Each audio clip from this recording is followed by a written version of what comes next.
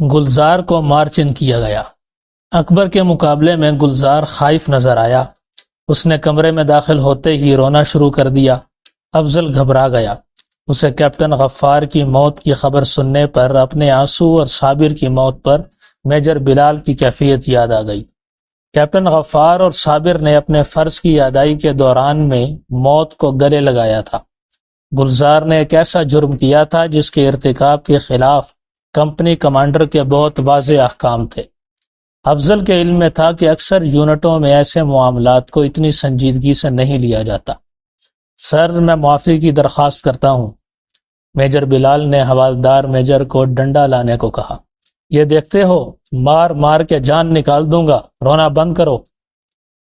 گلزار تھوڑی دیر کے بعد خود پر قابو پانے میں کامیاب ہو گیا۔ میجر بلال نے اسے اس کے قانونی حقوق بتائے اور افضل کو کاغذ اور قلم سنبھالنے کو کہا۔ تم پٹرول کمانڈر تھے؟ جی سر۔ کیا اس گھر میں جانا تمہارے اس دن کے ٹاسک کا حصہ تھا؟ نہیں سر۔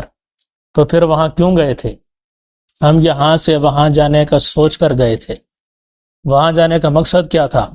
گلزار خاموش رہا۔ دیکھو گلزار، اب سچ چھپانا اور بھی نقصان دہ ہو سکتا ہے۔ وہاں جانے کا مقصد کیا تھا؟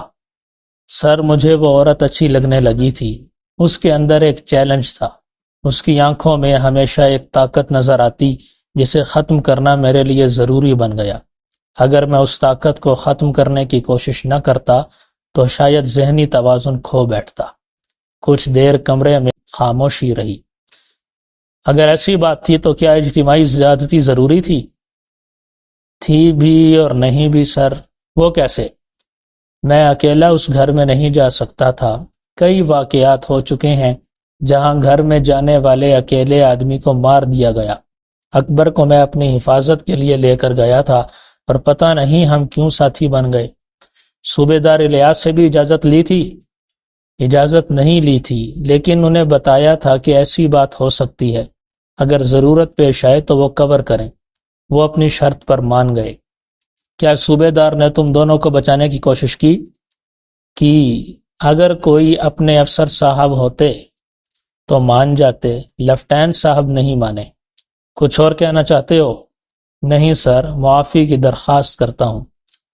اس کا بیان اسے پڑھ کر سنایا گیا۔ کیا صوبیدار کو بلانا ہے؟ افضل نے میجر بلال سے پوچھا۔